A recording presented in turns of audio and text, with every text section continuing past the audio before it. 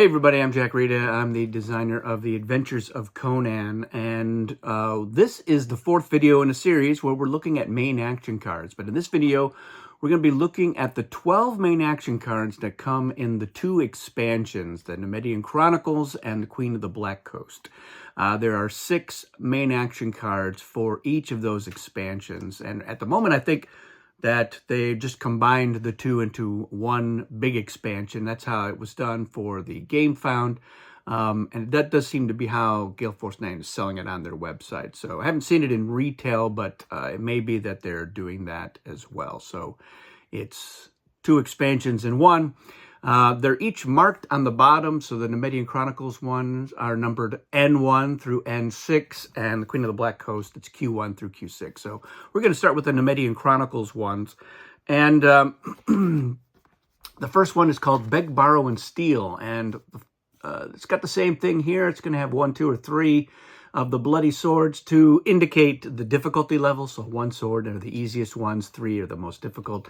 But down here we've got a new symbol.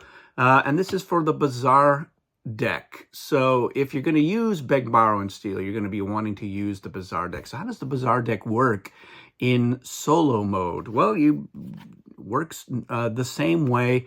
It's just that we found that it didn't make any sense for the rivals to be buying Bazaar cards, because when would they play them? Certainly, if you want to, when you're playing solo mode and you don't mind taking actions for the rivals, you can spend gold and give them Bazaar cards. The ones that make the most sense are only the ones that they can play. That's up to you, and I recommend that you do it anytime there is no reaction is a good time for a rival to buy a Bazaar card. If they can, just go in player order, and if the first player in that player order has the gold to buy a Bazaar card, I think normally, though, they would rather use their gold for dice, and that's why when we were developing the solo mode and looking at the Bazaar deck, we figured, we shouldn't make this unduly complicated. So the normal recommended rules for it is just Conan buys them. Now, if you have a situation where you have all Bazaar cards face up in the market there that Conan can't buy, Conan can still buy off the top of the deck. But then what happens if he buys a card that he can't play? Well, that's what the trade action is for. So remember, you can use a trade action. Instead of trading fate tokens, you can trade Bazaar cards. So you can trade one in your hand for any one of the face-up ones. Or if you don't want one of those, you are basically trading by discarding a card from your hand and taking the top card from the deck. So a little bit of a mystery there. And remember, Conan cannot play a Bazaar card on the same turn that he bought it. And so you would have to then do another action, and then you can play the Bazaar card. So, but yes, some of these main action cards make use of the Bazaar deck or refer to it. So, right off the bat, we have each time Conan buys a Bazaar card, perform a skill contest for Thief, the Thief symbol, between Conan and the ally.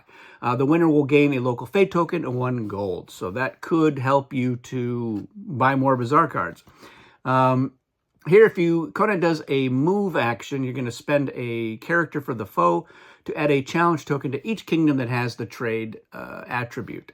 Whenever Conan uses the pirate symbol, you'll spend a foe character to do a skill check for the foe. For each success, move a looming challenge token.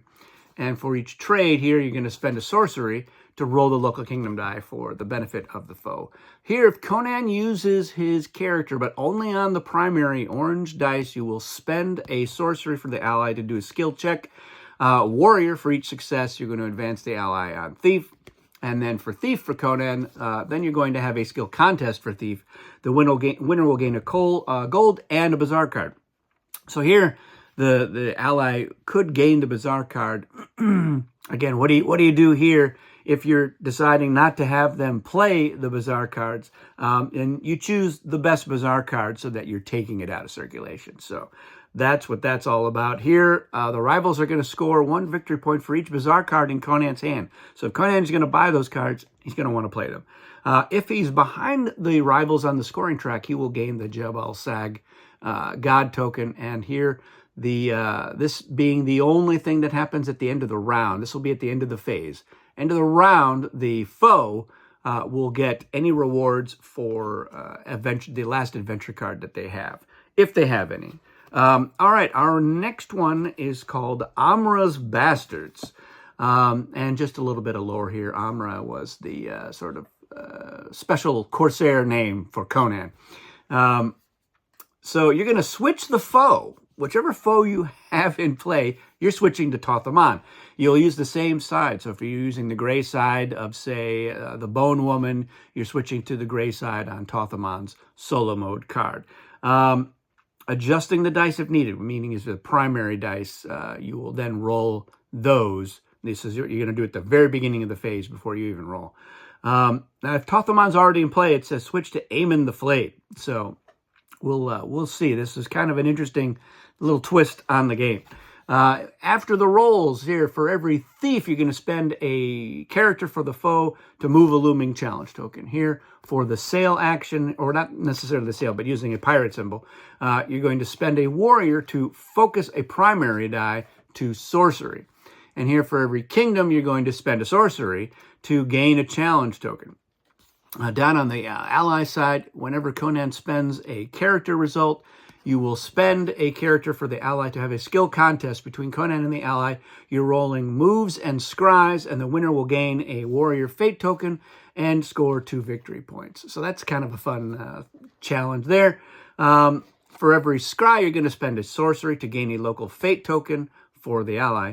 And whenever Conan moves up on the achievement track, you're going to have a skill check for the ally, for warrior, and they will advance on warrior for each success. So every time Conan does this, the ally could be rocketing up on the track. At the end of the phase here, you're going to discard a rogue encounter and place it with the Tothaman special encounter. So that comes in this expansion. The Tothaman special encounter is pretty tough, and it's unlocked. So, and it says they're unlocked. So yeah, it's pretty bad. For every challenge token the rivals have, they'll get a point. So they're getting challenge tokens here. At least the foe is, and then both rivals can get rewards for adventures. All right, number 3 is a medium difficulty one. It's called Primal Elements. So what you're going to do is you're going to place the Golden Wine token that comes in this expansion in Eastern Desert. You're going to place the Natala token in Stygia, and you're going to set the Thog special encounter near the encounter cards. So this is going to ratchet things up a little bit here. For every thief, you're going to spend a character to place a challenge token in Stygia. And remember, if there's already one there, then you won't place anyone. Also, if there's a character there. For every move, you're going to spend a warrior by putting it on the encounter track. For every trade, you're going to spend a kingdom to place a challenge token in Stygia. So there will probably be a challenge token in Stygia. Maybe not. For every character, you're going to spend a character for the ally to have a skill contest for move. The winner will focus a general die to wild. So that's kind of nice. And Conan, if you want a chance to do that, you're going to want to do this before you have spent all of your general dice. Remember, for Conan, the primary dice are the orange dice. The general dice are the sort of off-white with a basic orange tint to it, but they're clearly not orange, even though Conan can buy either type in his supply, but they are still designated as primary general. Whenever Conan goes up on the achievement, you're going to have the ally attempt to go up on any of the achievements, and by attempt, it just means you'll see if they have any of those results, top to bottom of the achievement track. So thief, pirate, warrior, and if they can, they will. So they don't have to match what Conan is doing, and they don't have to be. The ally does not have to be in the corresponding kingdom. So if Conan ever gains the Golden Wine or Natala token, then the Thog special encounter is considered unlocked. The tokens are each worth 4 victory points at the end of the game, and this effect stays in play. So just keep this, after this is done, just keep this by as a reminder. It's 4 points, and remember that if Conan has either of those tokens that he's picked up by going to Stygia or the Eastern Desert, those are victory points, so they're worth going after for Conan, but it does mean he'll have to fight Thog. And if the Thog encounter is not defeated, I like to just leave it in play. It doesn't go away because it's a special encounter. So, but it doesn't say that, so you don't have to do it. But come on, it's Conan. All right, this is another one that is going to require the Bazaar deck. It's called Caravanseries. And what's going to happen here is that you're going to place scenario tokens, those come in the expansion as well, onto each of the encounter cards. They cannot be cycled this round. So those encounter cards will stay there. No effect will cycle them. And you have the scenario tokens on there as markers. And that'll come into play here at the end here. So when Conan does a character, you're going to spend a foe character to do a skill contest between the foe and Conan, and for warriors and sorcery. So each of them has their advantage. The loser is wounded, so they don't get anything for winning. And if they're wounded, they're going to lose a general die. So they will not lose a primary die unless, I mean, it does say general die. So, but if you'll lose a general die first, if it's available. If not, then a primary die.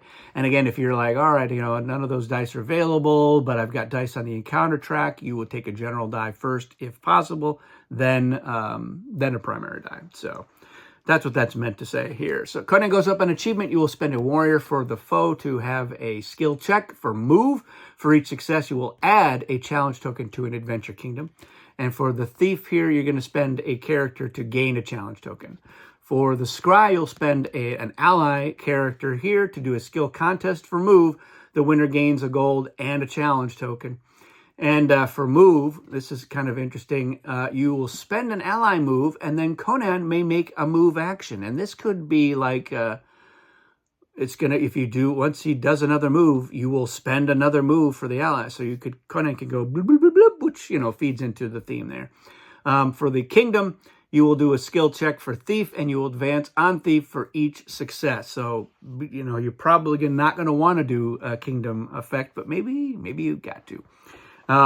So here at the end of the phase, Conan gains a scenario token for each encounter that will be faced this round. Each can be spent to gain a Bazaar card at any time. This is another one, this effect, you know, of the spending of these cards. So the scenario tokens, I like to leave the scenario tokens. If Conan doesn't face them, I just leave them on there. But after this round, those can be cycled, and then the scenario tokens go away. So you can keep those on there until after this round and do that. And just remember that you can use those scenario tokens to buy a Bazaar card. So at the end of the phase, for every challenge token the rivals have, they'll get 1 point. So they've got a couple of ways to get challenge tokens here. And both of them will get rewards if they have any adventure cards at the end of the round. This is another one. This is N5 that requires a Bazaar deck. And it is a hard one, so a 333. It's called the Savage Sword. So every time Conan reveals a challenge token, he'll get a Bazaar card. Additionally, you're going to form a face-down pile of all scenario encounter cards near the encounter deck, and that would be the ones from Queen of the Black Coast as well. You might as well throw them all in there. You shuffle them up, and you're going to have a face-down pile of them. Every time Conan does a character, you're going to spend a character to discard a rogue encounter, replacing it with a scenario one. And remember, the scenario ones, it doesn't matter where Conan is. If a scenario encounter is there, Conan is going to face it. So, because this is the scenario.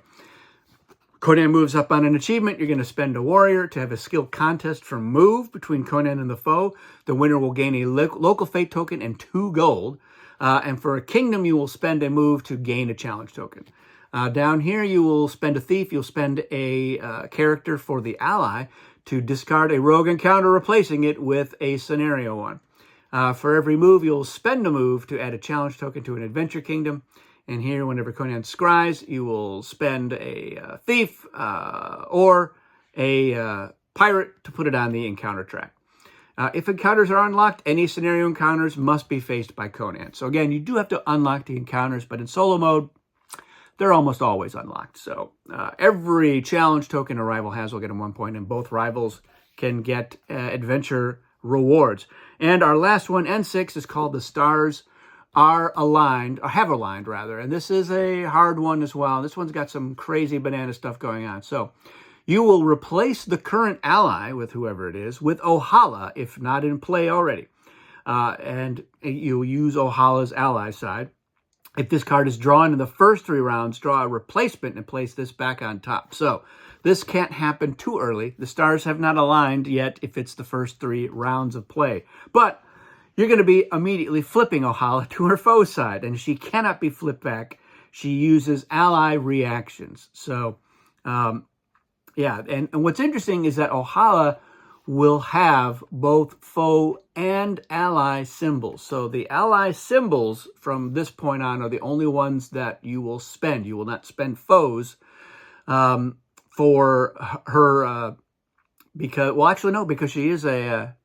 well, yeah, I think so. I think, you know what, she's a pretty formidable thing. So, yeah, she will have both the hand and the tankard. You spend them both because she is a foe. So, but she also does the ally reactions, too, for everything else. So, for, yes, the kingdom, whenever Conan goes up on an achievement, you're going to have a skill contest there. And you will do, it's for warrior and sorcery again, and the winner will gain 1 victory point for each fate token they have. So if you don't have any, you're not going to get any points. And for every move here, you will do either a warrior if available, and if not, a scry to put it on the encounter track. If the encounters are unlocked, the Dark God is as well. So that is a scenario encounter as well. And you will treat God tokens as artifacts. So it refers to artifacts on that scenario card. So if Conan has any God tokens, it counts as having artifacts for that. So those are all the Numidian Chronicles main action cards of quite a few new effects in there. And again, you can mix these in with your normal ones. You don't have to say like we're just using all 6 of these, although you can. You can do any configuration you like. And then these are the 6 from the Queen of the Black Coast. Again, they're labeled Q1 through 6. Our first one is called Earthly Troubles. It's medium difficulty here. So if Conan moves into the same type of kingdom that the foe is in, remember that is wealthy, military, they must duel. If the foe loses the duel, then their token is moved to their starting kingdom. And if they're already there, then they just don't move. And if Conan does a character, you're going to spend a sorcery to cycle a rogue encounter. And for a sail action, you're going to do a skill check for the foe on warrior. For each success, the foe and Conan must discard a matching pair of fate tokens. So again, if they don't have any, then there's no effect here. But yeah, and well, which ones will they discard first? That's Conan's discretion. For every scry, you're going to focus a character here for the ally to warrior. For a kingdom or a scry action here, you will spend a sorcery to gain a local fate token. And for the thief action here for Conan, you'll do a skill check of thief for the ally. And for each success, they will plunder 1 gold from Conan. No other end of the phase effects other than rivals will get 1 point for every fate token they have. And at the end of the round, the foe is the only one who can get, only one of the rivals who can get rewards for adventures. And I should note, if you're using the Queen of the Black Coast main action cards, you should be using that board as well that adds the Black Coast and those 8 kingdoms, because they do get referred to on 1 or more of these cards as well. This is a medium one. It's called the Crimson Sea. And so Conan must make a skill check for pirate whenever making a sail action. A sail action is when you move from a kingdom with the pirate attribute to another kingdom with the pirate attribute. So whenever Conan does that, they're going to need to do a skill check, rolling all of their available dice, and they are going to roll. They're looking to see how many pirates they roll, including the wilds.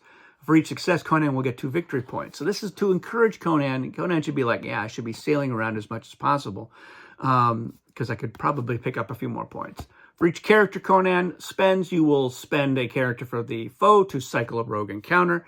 For each move, you'll do a skill check for the foe of warrior. And for each success, you will add a challenge token to each port kingdom with the pirate attribute from south to north. So for every scry here, you will spend a move to move a moving challenge token. For every time the trade action is done here with either a wild or a fate symbol. Remember, not by deploying to trade.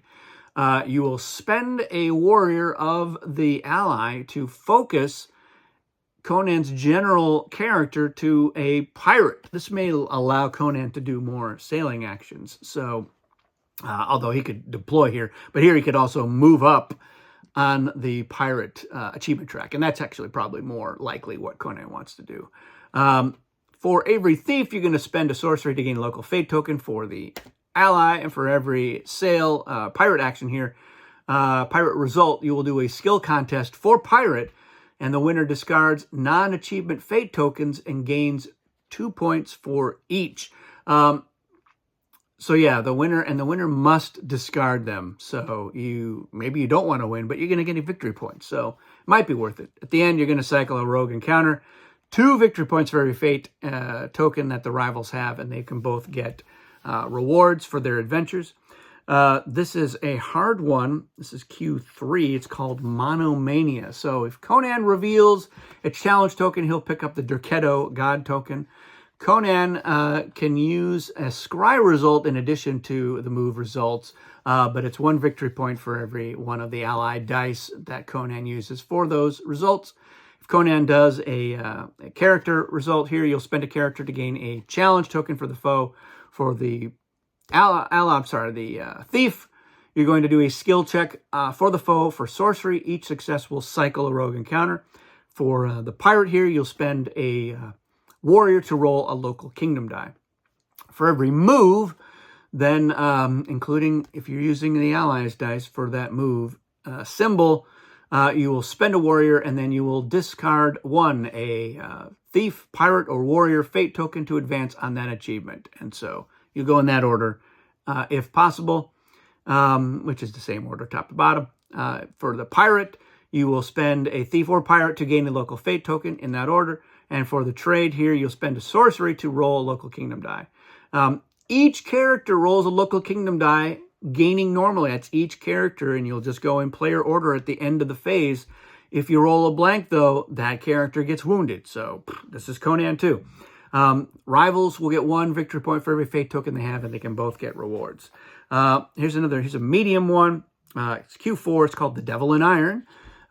You're going to add the Dagger of Zapper special token to Tehran, and the Khazad-Kal encounter, it's a scenario encounter, is added to the encounters as a 4th card, and it cannot be cycled. And that one just stays out there till defeated.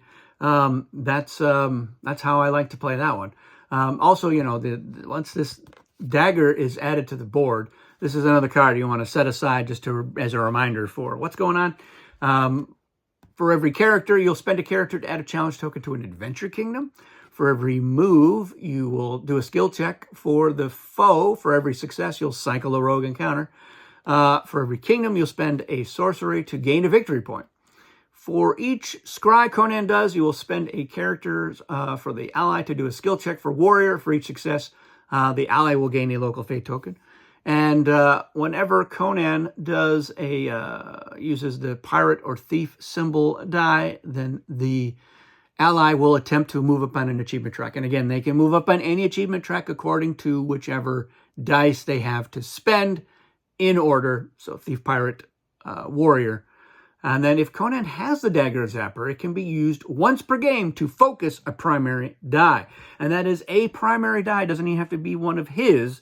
But, and again, you're going to need the dagger to defeat Khazad-Kal. So if the encounters are unlocked, beware. If Conan is behind on the rivals on the scoring track at the end of the phase, he'll get the Nemethet token, and then the foe can get adventure rewards. All right, we're down to our last 2. This is another medium one. It's called the Black Coast. So whenever a player uses a sail action, they may look at any face-down coastal challenge token before moving to a kingdom with the pirate attribute. So this is mostly going to be Conan. If you're using these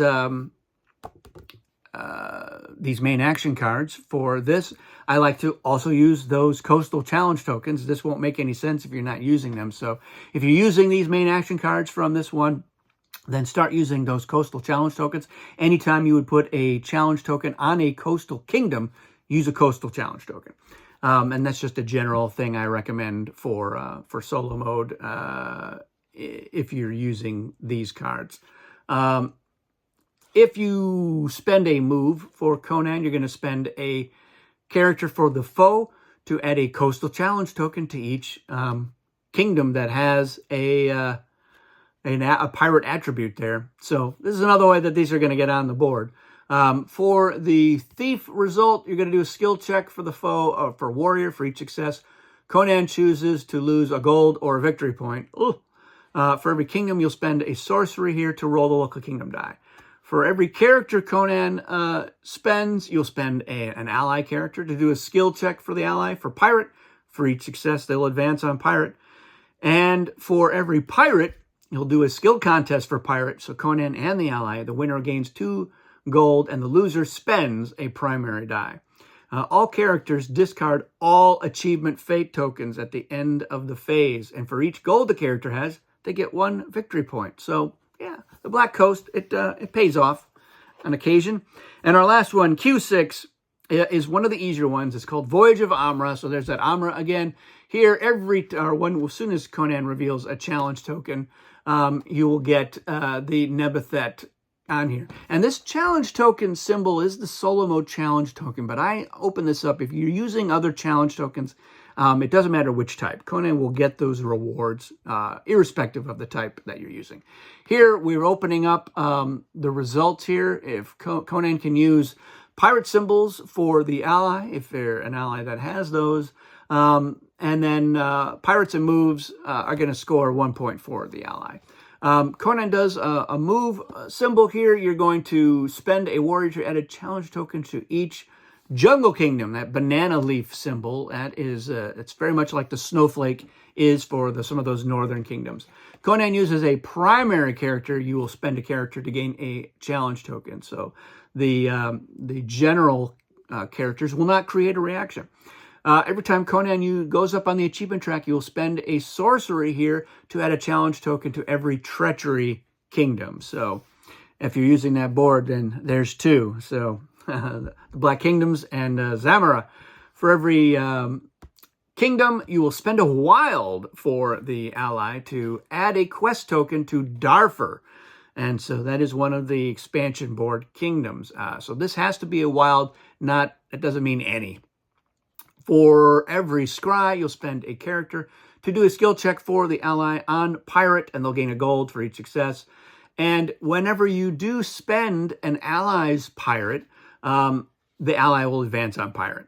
And they'll also get a victory point. No other effects here, although at the end of the phase, every challenge token that a rival has, they'll get 1 point, and both rivals will be able to get adventure rewards. And remember, if they have more than one, it's always the last card that they got. Those are the rewards that they'll get. So Conan, don't let the rivals get any adventure cards because you don't want them getting those rewards. So there you have it. Those are all of the 12 expansion main action cards. Let me know if you have any questions about any of those. Let me know if you had a chance to use any of those and see them in action and what that was like. And then any other comments that you have. That's it for this one, everyone. Thanks for watching. We'll see you again soon.